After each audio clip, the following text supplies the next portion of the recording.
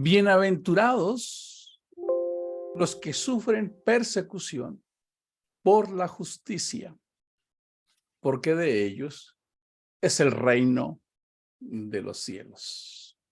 Así es, vamos a repetirlo. Bienaventurados los que sufren persecución por la justicia, porque de ellos es el reino de los cielos. Hola amigos, un saludo especial en el nombre admirable de nuestro gran Dios y Salvador, Jesús el Cristo, tomando las palabras de Tito, que dice, aguardando la esperanza bienaventurada y la manifestación gloriosa de nuestro gran Dios y Salvador, Jesús el Cristo. Damos gracias porque si hoy vivimos es porque Él vive, porque lo que su palabra enseña es que en Él son y subsisten todas las cosas. Estamos como talmidín o aprendices o discípulos. Jesús le dijo a sus discípulos, a ustedes les encanta que les digan maestros, pero recuerden que solo hay un solo maestro y ese soy yo y ustedes son mis discípulos. Todos aquellos que somos discípulos de aquel gran talmid, de aquel gran maestro que es Jesús, estamos aquí hoy bebiendo de la fuente, bebiendo de esa agua que salta para vida eterna, entendiendo cada día más estas escrituras tan maravillosas. Podemos decirlo con toda seguridad, siendo nosotros mismos testimonio de lo que ha hecho la palabra en nuestras vidas y todo lo que hemos podido ir transformando nuestras vidas a través de su palabra, que su palabra es viva y es eficaz. Y la palabra de Dios es Dios mismo, como lo dice Primera de Pedro, el capítulo 1. La palabra de Dios que vive y permanece para siempre. La palabra crea. ¿Lo recuerdan? Por la palabra de Dios fueron creados los cielos y la tierra. Nos forja, nos edifica, nos va instruyendo, va elevando nuestro nivel de conciencia. Como lo decíamos ayer, Dios no desiste de nosotros. Él va trabajando poco a poco en nosotros.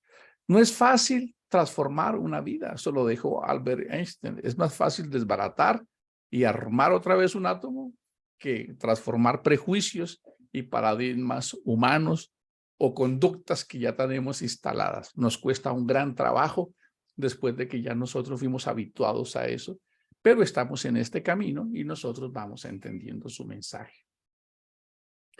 Nosotros no somos seres simplemente materiales. Nosotros realmente somos seres espirituales. Así es. Somos espíritus con una experiencia temporal en este cuerpo.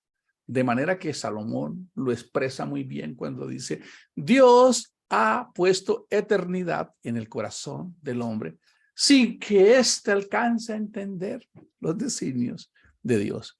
Así que el mensaje de Cristo, cuando Él viene a traernos este maravilloso mensaje, Él hablaba con una forma tan particular, es necesario que yo muera, vaya y venga. Y se refería a la dimensión de este mundo, la eternidad, la muerte y la vida, como para nosotros fuese pasarnos del cuarto de la habitación a la sala de nuestra casa, porque Él no tiene ese problema. Como lo dijo el salmista, si me escondo en el Seol, en lo oscuro, allá usted me encuentra. Si voy al cielo allá, usted me encuentra. Para ti te es lo mismo la oscuridad que la luz y la vida que la muerte. Y esa es la promesa que Cristo trajo para su iglesia. Y como lo dice el escritor al libro de los Hebreos, con un solo sacrificio hizo perfectos a todos los espíritus. Él es el Padre de los espíritus. Y como lo dice 1 Corintios 15, allá del verso 40 en adelante, dice, esto corruptible, es decir, esto que se pudre, no puede habitar en esa dimensión. Por eso lo dice muy explícitamente, es necesario que esto mortal se vista de inmortalidad para poder estar en esa dimensión. Así que esta vida, que es un espectáculo, esta aventura que Él nos regala aquí en este mundo, los años que vivamos, las oportunidades que podamos disfrutar, son como el kinder, la colegiatura, como que donde nos entrenamos, donde nos aquilatamos para heredar esa promesa maravillosa. Todo tiene un propósito delante de Dios cuando está fijado en ese mensaje poderoso. Recordemos que el apóstol Pablo dijo, hay algunos que les gusta edificar en hojarasca y en madera, en oro y en piedras preciosas, hablando de aquello en lo que yo invierto mi tiempo, mis motivaciones en el día a día, porque cada día pasa por fuego. A ver, ¿qué hice este día? No, pues hoy me la pasé viendo televisión, me la pasé mirando Facebook. Ah, ok. Quiere decir que este día que tú tuviste, eso que hiciste hoy pasó por fuego y no se te contabilizó porque estás edificando en hojarasca, estás edificando en madera. Pero podemos elegir edificar en oro y en piedras preciosas. Recordemos que la salvación es por gracia, pero todos estaremos ante, no el tribunal, porque la iglesia no va a estar en un tribunal, sino ante la tarima de reconocimientos por lo que hayamos hecho para el reino de los cielos. Estamos viendo, el tema de hoy es la élite del reino de los cielos. Parece increíble que la escritura nos lleve a estos mensajes. Vamos a empezar como a hacer un repaso de este primer bloque de lo que llamamos los pilares de la constitución del reino de los cielos, que están en el sermón del monte de las bienaventuranzas. Y dice que bienaventurados los que lloran, ¿verdad? Porque ellos recibirán consolación, pero yo no quiero llorar, yo lo que quiero es vivir feliz, sería el eslogan de este mundo, en búsqueda de la felicidad. Bueno, si la felicidad es un subproducto, no tiene nada de malo, pero cuando tenemos la felicidad como nuestro objetivo principal, nos vamos a descorazonar, porque la felicidad es un neologismo, es una palabra que corresponde a yo lograr todo lo que me propongo, mis deseos y mis metas. Quiere decir que cuando yo no las logro, recordemos que la palabra éxito en el diccionario de Dios es muy distinta al nuestro. Si miramos a Jesús,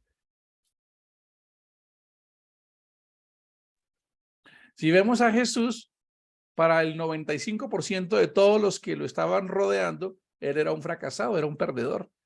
Incluso en la cultura hebrea, nacer, no casarse, no tener hijos, es como una especie de pérdida de lo que es el desarrollo pleno de un ser humano. Por eso dice, su generación no será contada.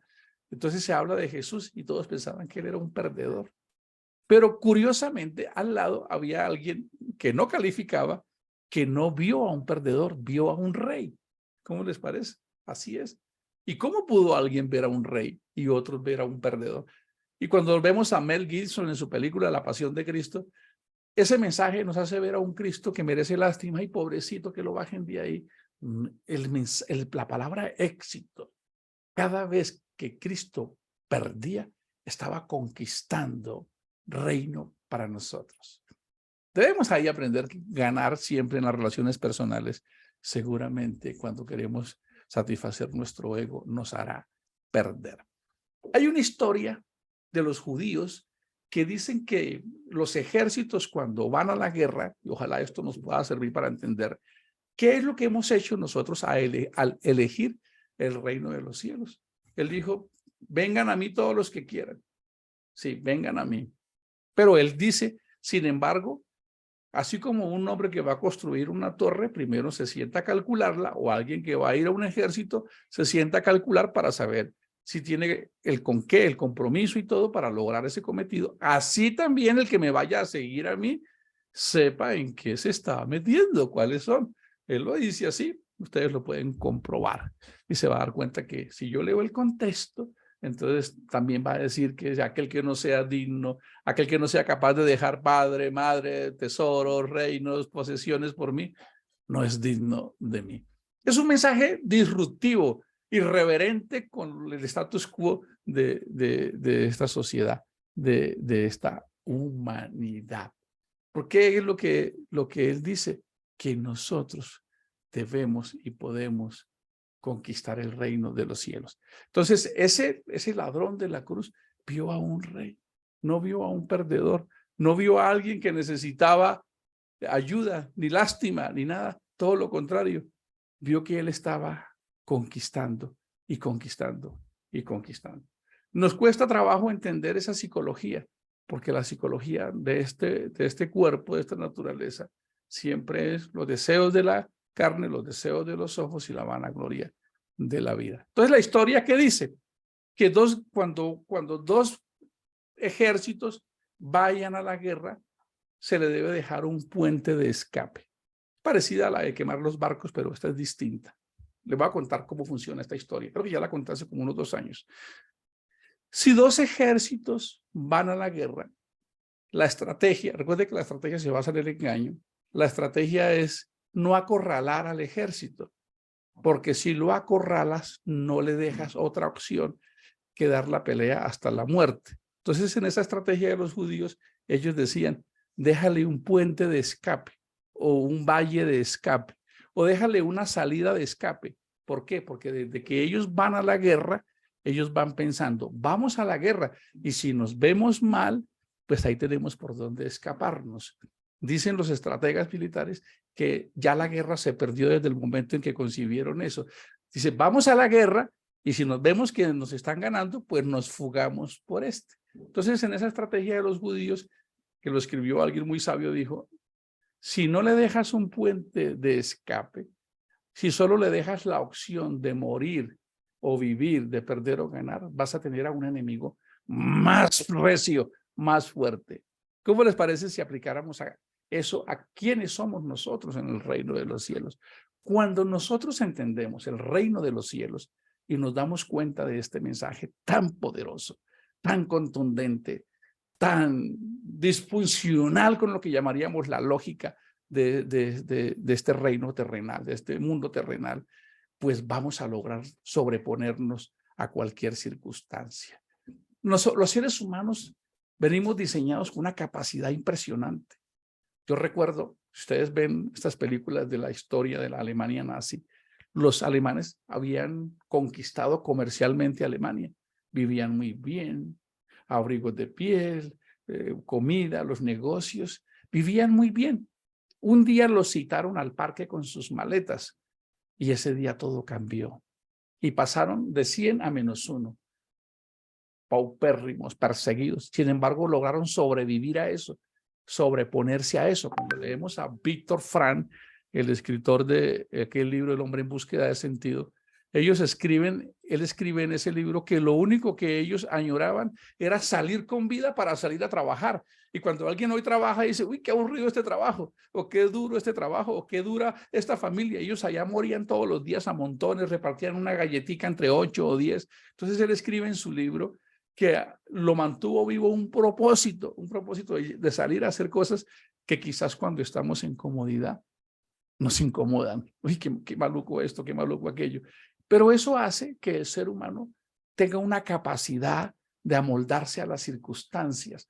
Pero la más difícil es la comodidad, la abundancia. Como lo dice un sociólogo, de 100 personas, 99 pueden soportar la adversidad y uno solo la prosperidad. La prosperidad, la abundancia, empieza a generar una sensación de confort, de autosuficiencia. De hecho, Dios se lo expresaba al pueblo de Israel, cuando ustedes vayan y posean la tierra y coman queso, leche, miel, huesos gruesos, tuétanos, no se vayan a olvidar que fue Dios el que les dio eso. Y era lo primero que hacían, porque empezaban a sentirse autosuficientes, que no necesitaban de Dios. Ayer lo hablaba con mi hija, cuando le dije, ahora he entendido que este cuerpecito ni siquiera es mío. Este cuerpo le pertenece a Dios, lo tengo prestado. Y entonces, ¿por qué lo voy a perforar, tatuar, lo voy a descuidar? Me ha tomado toda una vida entender esto. Este cuerpo no es mío. Si tú tienes un cuerpo, tócalo, pálpalo. Le pertenece al Señor, te lo prestó, es un estuche. Y debemos también cuidarlo, como lo dice allá en 1 Tesalonicenses 5, todo vuestro ser, espíritu, alma y cuerpo estén consagrados al Señor. Entonces, cuando entregamos nuestra vida a una élite espiritual, como dijo alguien, un alma que pueda cantar en medio de la miseria es un alma que puede doblegar al mundo. Miremos cómo sigue diciendo al final de este primer bloque. Bienaventurados los que padecen persecución por causa de la justicia, porque de ellos es el reino de los cielos. ¿Qué significa la justicia? Bueno, es el postulado del reino de los cielos. La justicia quiere decir esa forma en que se desarrolla el modelo del reino de los cielos de Dios. Cuando hacemos justicia, cuando nosotros estamos actuando de acuerdo y nos oponemos a eso que no es justo, que es injusto, pero en el reino de los cielos, porque de ellos ya es el reino. ¿De acuerdo? Cuando hablamos de justicia en la expresión de Dios, significa la provisión de Dios para presentar al hombre apto en santidad nuevamente. Es lo que significa, ¿verdad? La justicia de Dios. La justicia de Dios condena a Dios en Cristo para salvar el hombre. La justicia del hombre condena al hombre. Así que la justicia de Dios es la provisión que se descubre desde la eternidad, Dios manifestándose en carne para tomar nuestro lugar como sustituto, tomar nuestras culpas, dejarnos en luz y ser justificados. El que es justificado es aquel que está en la misma condición que estaba Adán antes de pecar. Por eso el salmista dice, bienaventurado aquel varón al que Dios no inculpa de pecado, aquel cuyas transgresiones han sido perdonadas. De eso se trata este propósito.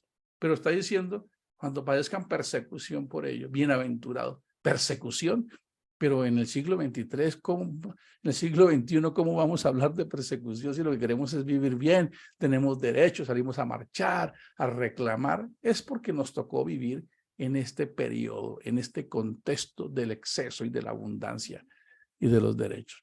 El verso 11 del 5 dice, bienaventurados sois cuando por mi causa os vituperen y os persigan. ¡Wow!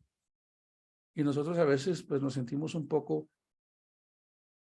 si siempre le estamos diciendo a la iglesia que la vamos a pasar bien, que Dios nos va a bendecir, que todo está súper bien, que todo va a estar de maravillas, que de que seguimos a Dios, compramos una póliza infalible para que nada suceda, pues vamos a tener una iglesia frágil, porque lo mismo le va a pasar al que crea y al que no crea. Recuerdan allá en Eclesiastés que Salomón dijo, qué extraño, lo mismo le pasa al que cree en Dios que al que no cree. Entonces, no vivamos de mitos, de que nos va a pasar o nos va a pasar o no nos va a pasar. Pero cuando en medio de esta abundancia no nos dejamos adormecer por ella, sino que nos sobreponemos a la abundancia, renunciamos a muchas cosas, como lo dice su palabra, ¿verdad? El que ama su vida, la perderá. Pero el que aborrece su vida en este mundo, para vida eterna la ganará. Es decir, nosotros no somos de este mundo. Disfrutemos todo lo que esté dentro del temor de Dios al alcance de esta mano, de nuestra mano, pero sin amañarnos acá, porque nuestra ciudadanía no es de este mundo. Dice, gozaos y alegraos, porque vuestro galardón es grande en los cielos, porque así persiguieron a los profetas que fueron antes de vosotros. Es una élite, se necesita una élite especial que sea capaz de sobreponerse a sus mismas pasiones, a su mismo hedonismo, a su mismo deseo de confort y poder estar preparados para algo que quizás no vaya a suceder, pero que nos va a permitir ganar terreno.